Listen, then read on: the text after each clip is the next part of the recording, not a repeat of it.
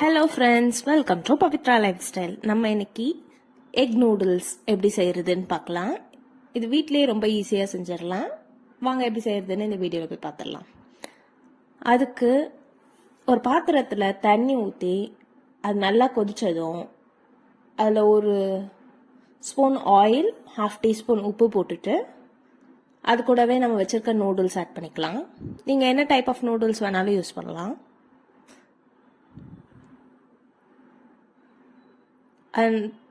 உள்ள போட்டதும் ஒரு கொதி வந்ததும் ஆஃப் பண்ணிடலாம். பாருங்க, இந்த மாதிரி இப்போ கொதிக்க ஆரம்பிச்சோடனே ஆஃப் பண்ணிடலாம்.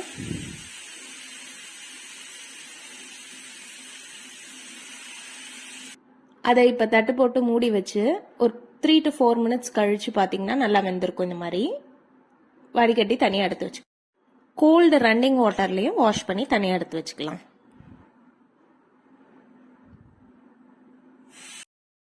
அதுக்கப்புறம் ஒரு பேனில் 2 டீஸ்பூன் ஆயில் ஊற்றிட்டு ஒரு வெங்காயம் கட் பண்ணி வச்சுருக்கேன், அதை ஆட் பண்ணிக்கலாம். இது ரொம்பலாம் வதங்கி கோல்டன் ஃப்ரை ஆகணும்லாம் அவசியம் இல்லை, லைட்டாக வதங்கினா போதும். அது கூடவே லைட்டாக மட்டும் உப்பு ஆட் பண்ணிக்கலாம், ஏன்னா நம்ம நூடுல்ஸ் வேக வைக்கும் போது உப்பு ஆட் பண்ணியிருக்கோம்.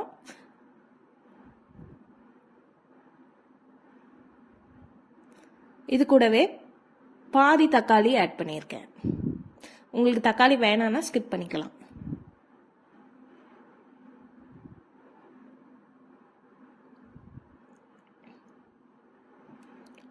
தக்காளி கொஞ்சம் நல்லா வெந்ததும் மேகி மசாலா ஆட் பண்ணுறேன், அப்போ டேஸ்ட் நல்லா இருக்கும்.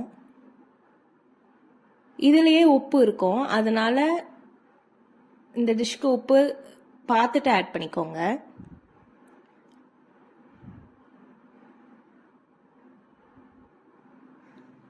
நான் ஒரு பேக்கெட் நூடுல்ஸ்க்கு ஒரு மேகி மசாலா யூஸ் பண்ணுவேன். இது பெரிய பேக்கெட்றதுனால 2 மேகி பேக்கெட் மசாலா யூஸ் பண்ணியிருக்கேன். அது கூடவே 1/2 டீஸ்பூன் மிளகாத்தூள் ஆட் பண்ணியிருக்கேன். இது மிளகா தனியா சேர்ந்து அரைச்சி வச்ச மிளகாத்தூள். நீங்கள் தனித்தனியாக வச்சுருந்தீங்கன்னா 3/4 ஸ்பூன் ஆட் பண்ணிக்கோங்க.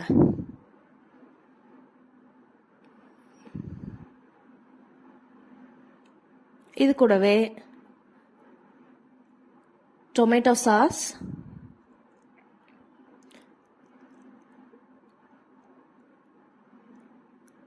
அப்புறம் சோயா சாஸ்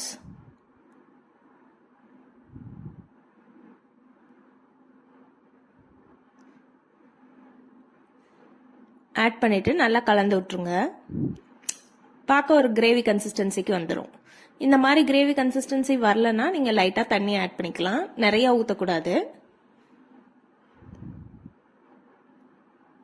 நான் 2 முட்டை ஆட் பண்ணியிருக்கேன். அதுக்கு தேவையான அளவு உப்பு போட்டுட்டு கொஞ்ச நேரம் விட்டுருங்க. அப்போதான் முட்டை பெரிய பெரிய பீஸாக கிடைக்கும். சிம்மில் வச்சுக்கோங்க, ஹையில் வச்சிங்கன்னா தீஞ்சு போயிடும். அதுக்கப்புறம் இந்த முட்டையை நல்லா மிக்ஸ் பண்ணி விட்டுட்டு எல்லாத்தையும் சேர்ந்து கலரி விட்டுடலாம். இப்போ இது கூட நம்ம வேக வச்சு வச்சிருக்க நூடுல்ஸ் ஆட் பண்ணிட்டு கீழே இருந்து மேலே வர அளவுக்கு அப்படியே பரட்டி பரட்டி விட்டீங்கன்னா எல்லா இடமும் கோட் ஆகிடும். இது உங்களுக்கு பண்ண வரலன்னா நீங்கள் 2 டீஸ்பூன் இல்லைன்னா 2 கரண்டி யூஸ் பண்ணி கலந்து விட்டுடலாம், ஈஸியாக இருக்கும்.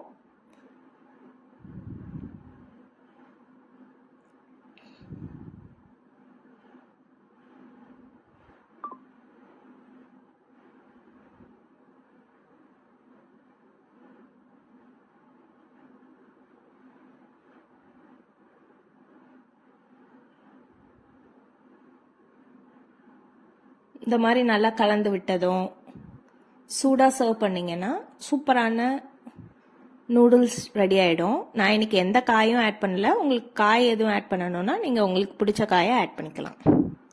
இப்போ தான் நம்ம சேனலை ஃபர்ஸ்ட் டைம் பார்க்குறீங்கன்னா மறக்காமல் சப்ஸ்கிரைப் பண்ணிக்கோங்க. நெக்ஸ்ட் ஒரு வீடியோவில் பார்க்குறேன் உங்களை. பாய் பாய்.